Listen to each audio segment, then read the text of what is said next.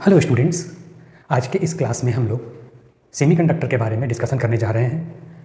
पिछले क्लास में हम लोग यूनिट नंबर 9 सेमीकंडक्टर को शुरू किए थे और देखे थे कि जो सॉलिड का क्लासिफिकेशन किया गया है उनके इलेक्ट्रॉनिक प्रॉपर्टीज़ के आधार पर 3 भागों में कंडक्टर्स, इंसुलेटर्स और सेमीकंडक्टर। तो सेमीकंडक्टर्स वैसे मटेरियल्स को कहा गया जिनकी इलेक्ट्रिकल कंडक्टिविटी और रजिस्टिविटी लाई करती है कंडक्टर्स और इंसुलेटर के बीच में। हम लोगों ने एनर्जी बैंड्स देखा था। 2 तरह के बैंड के बारे में डिस्कस किए थे हम लोग। पहला वैलेंस बैंड, जो कि वैलेंस इलेक्ट्रॉन्स के द्वारा ऑक्यूपाइड होता है और ये लोअर एनर्जी लेवल कहलाता है। दूसरा कंडक्शन बैंड, जो कि खाली होता है, हायर एनर्जी लेवल का। और कंडक्शन होने के लिए इलेक्ट्रॉन्स वैलेंस बैंड से कंडक्शन बैंड में जाते हैं। वैलेंस बैंड और कंडक्शन बैंड के बीच जो एनर्जी गैप होता है उसको फॉरबिडन एनर्जी गैप कहा जाता है। कंडक्टर्स में ये गैप नहीं होता है क्योंकि कंडक्टर्स में वैलेंस बैंड और कंडक्शन बैंड दोनों ओवरलैप्ड होते हैं, जैसा हम लोगों ने पिछले क्लास में देखा था।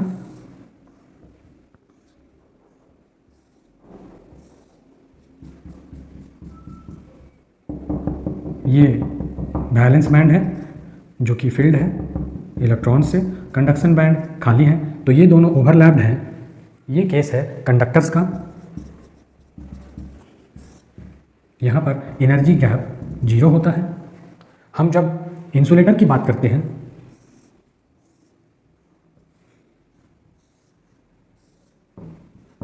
बैलेंस बैंड कंप्लीटली फिल्ड होता है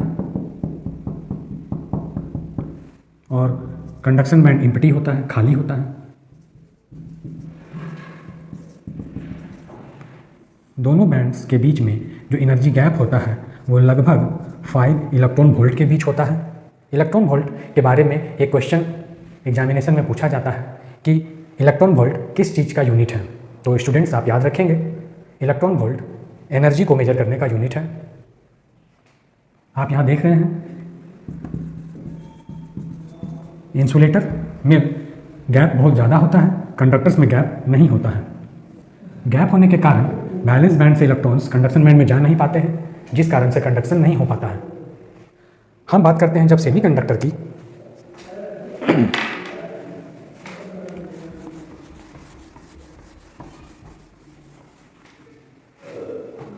तो सेमीकंडक्टर में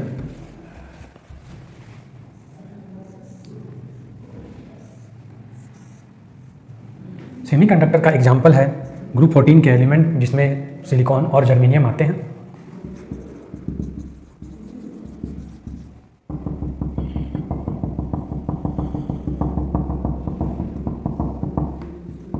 वैलेंस बैंड और ये कंडक्शन बैंड।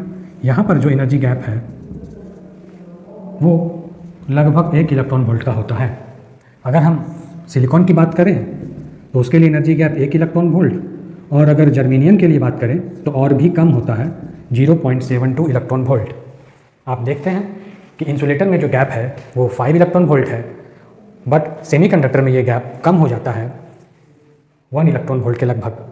इस कारण से यहाँ पर कंडक्शन आसानी से हो सकता है। सेमीकंडक्टर के बारे में हम लोग देखे थे कि एट 0 केल्विन ये सेमीकंडक्टर बिहेव करता है लाइक इंसुलेटर्स, क्योंकि इनके इलेक्ट्रॉन्स के पास वो ज़रूरी थर्मल एनर्जी नहीं हो पाती जिसके कारण ये कंडक्शन बैंड में जा सके। जैसे जैसे हम सेमीकंडक्टर का टेम्परेचर को बढ़ाते हैं, 0 केल्विन से ऊपर जाते हैं, तब टेम्परेचर बढ़ने से इलेक्ट्रॉन्स को एनर्जी मिलती है और वो वैलेंस बैंड से उठकर कंडक्शन बैंड में जाते हैं।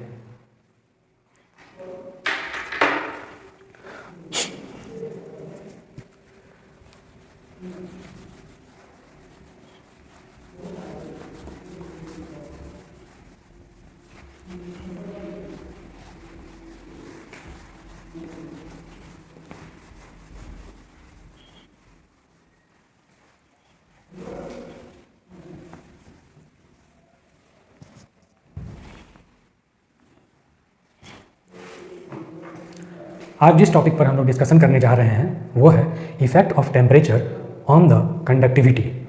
कंडक्टिविटी पर टेम्परेचर का क्या प्रभाव होता है।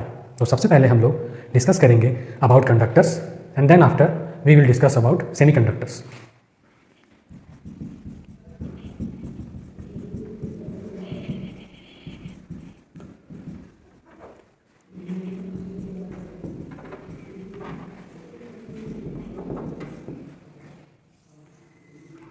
कंडक्टिविटी जिसको डिनोट किया जाता है सिग्मा से, और रजिस्टिविटी जिसको डिनोट करते हैं हम लोग रो से, इसके बारे में भी लास्ट क्लास में हम लोग डिस्कस कर चुके थे।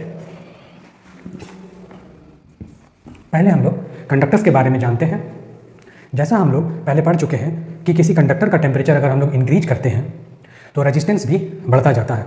तो जब रेजिस्टेंस बढ़ता जाएगा इसका मतलब उसकी कंडक्टिविटी क्या होगी, कम होती जाएगी।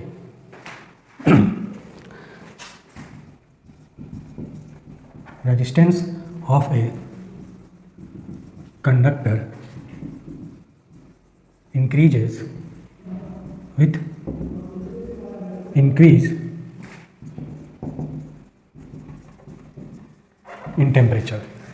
रेजिस्टेंस बढ़ता जाता है किसी कंडक्टर का जब टेम्परेचर बढ़ता है, और इसका रिलेशनशिप इस तरह है, आर टी ये है resistance at temperature T of the conductor बराबर R naught 1 plus alpha T, जहाँ पर आर टी रजिस्टेंस एक टेम्परेचर टी पर, R naught initial resistance 1 number है, अल्फा जो है ये है temperature coefficient of resistance.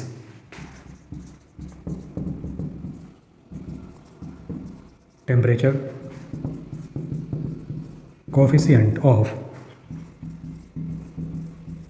Resistance, जिसकी एसआई यूनिट होती है पर केल्विन, और अगर दूसरे यूनिट में लेंगे तो पर डिग्री सेल्सियस।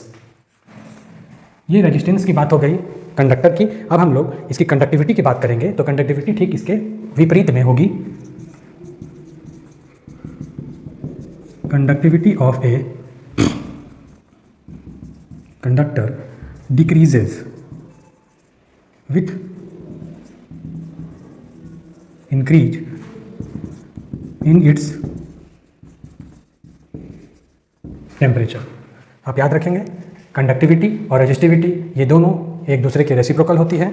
हम लिख सकते हैं वी नो, अगर हम कंडक्टिविटी लिखें सिग्मा तो ये हो जाएगी 1/ρ, और अगर हम कंडक्टेंस लिखें जी तो ये हो जाएगा 1/r, यानी रेजिस्टेंस। दोनों एक दूसरे के इन्वर्स में हो। ये बात हो गई कंडक्टर के बारे में। अब हम लोग डिस्कस करते हैं सेमीकंडक्टर का केस। तो सेमीकंडक्टर के केस में बस यहाँ जो कंडीशन है जस्ट इसके अपोजिट में होगी।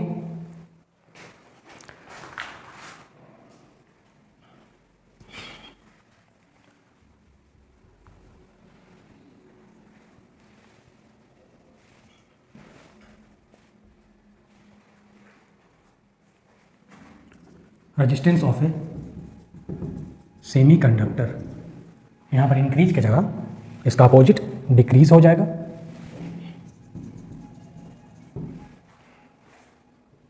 पहले प्लस था, अब हो जाएगा ये माइनस।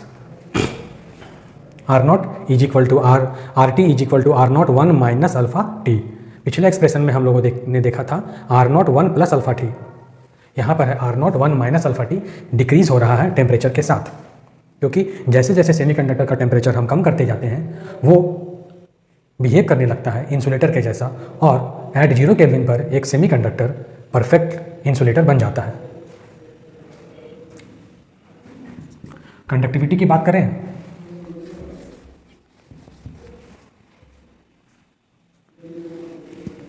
सेमीकंडक्टर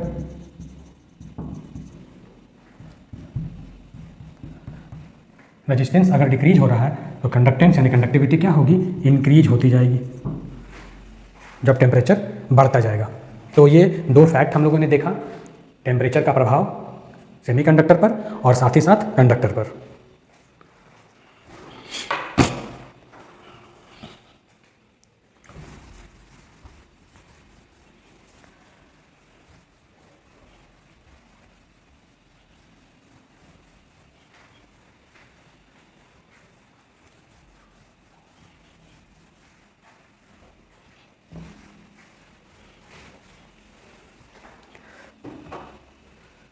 अब हम लोग देखते हैं सेमीकंडक्टर का क्लासिफिकेशन।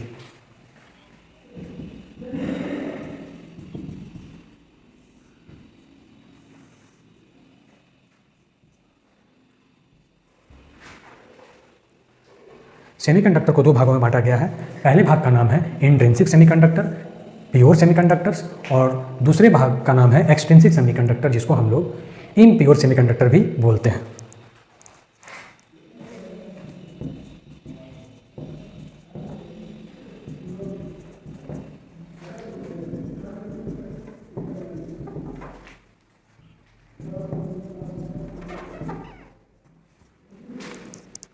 ऐसे सेमीकंडक्टर्स जो कि सभी इम्प्योरिटीज से फ्री होते हैं, शुद्ध रूप में पाए जाते हैं, उनको इंट्रिंसिक कहा जाता है।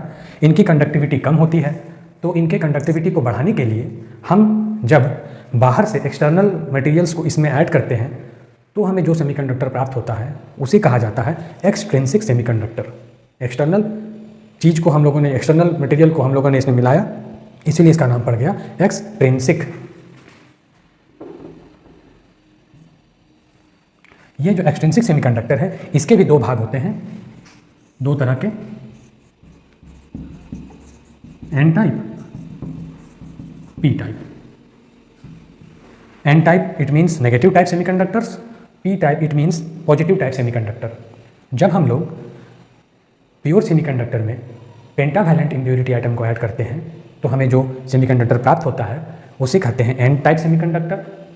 और जब हम किसी प्योर सेमीकंडक्टर में ट्राईवैलेंट इम्प्योरिटी आइटम को ऐड करते हैं तो हमें सेमीकंडक्टर जो प्राप्त होता है उसे हम लोग बोलते हैं पी टाइप सेमीकंडक्टर। अब हम लोग डिटेल्स में इनके बारे में डिस्कस करते हैं। सबसे पहले इंट्रिंसिक सेमीकंडक्टर।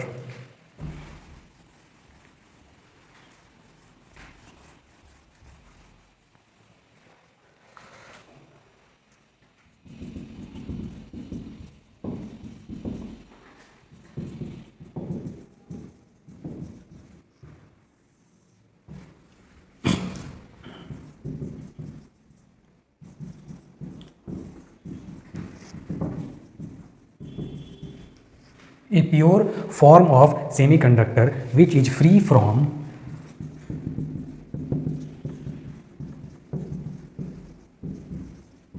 every impurity, जो कि सभी इम्प्योरिटी से फ्री है, उनको हम लोग बोलते हैं is known as intrinsic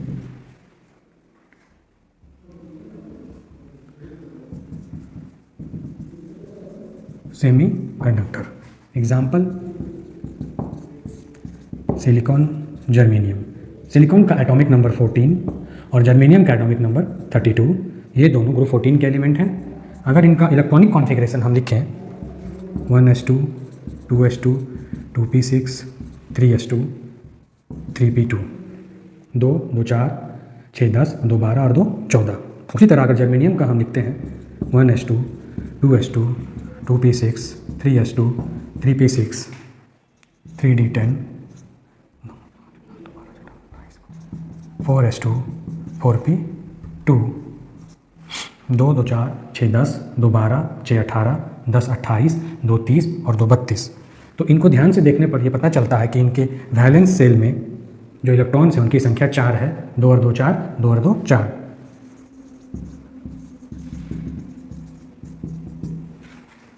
valence electron की संख्या जो है इसमें दोनों ही एटम में 4 है।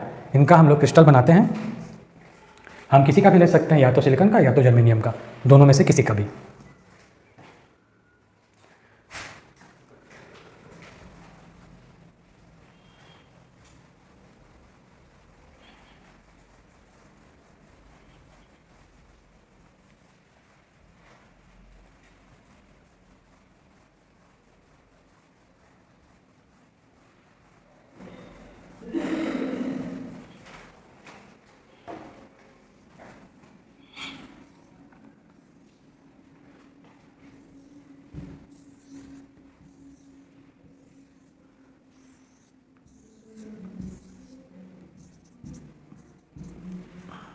जर्मेनियम एटम हम लोग ले रहे हैं, ये क्रिस्टल है जर्मेनियम एटम का। जैसा भी हम लोगों ने देखा इलेक्ट्रॉनिक कॉन्फ़िगरेशन के द्वारा कि इसके वैलेंस सेल में 4 इलेक्ट्रॉन हैं।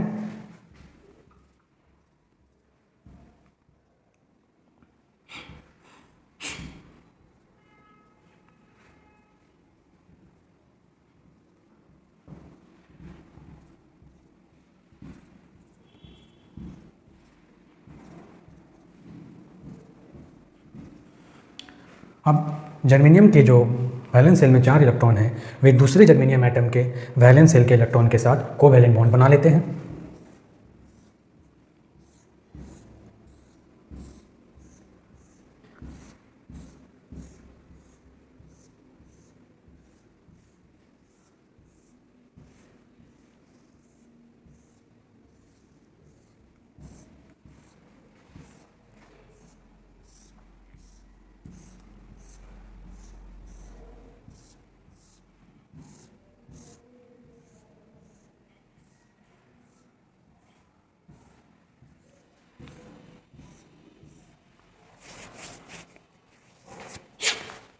जब हम बाहर से एनर्जी देते हैं तब ये जो कोवैलेंट बॉन्ड है ये ब्रेक हो जाता है। ब्रेक होने के कारण ये इलेक्ट्रॉन फ्री हो जाता है और यहाँ पर एक वैकेंट स्पेस बनता है जिसको हम लोग होल के नाम से जानते हैं। इलेक्ट्रॉन फ्री हो गया, इसको बोला गया फ्री इलेक्ट्रॉन, और इस जगह को बोला गया होल, जो कि प्लस ई यानी पॉजिटिव चार्ज के जैसा बिहेव करता है क्योंकि यहाँ से एक इलेक्ट्रॉन की कमी हो गई, और यही फ्री इलेक्ट्रॉन कंडक्शन करता है। तो ये आप देख रहे हैं जर्मेनियम क्रिस्टल, इसी के जैसा सिलिकॉन क्रिस्टल भी हम लोग बना सकते हैं।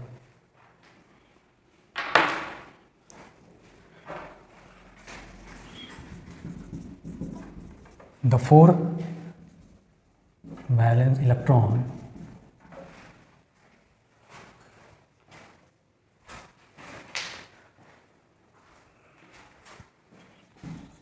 of germanium atom form 4 covalent bonds by sharing its 4 electrons with neighboring germanium atom as shown, जैसा कि दिखाया गया है। बट 0 केल्विन पर क्या होता है, कोई भी फ्री इलेक्ट्रॉन अवेलेबल नहीं होता है कंडक्शन के लिए, जिसके कारण ये जो सेमीकंडक्टर है, प्योर सेमीकंडक्टर, बिहेव करता है इंसुलेटर के जैसा। At 0 kelvin no free electrons are available, so this pure semiconductor behave like an insulator। ठीक है, थैंक यू।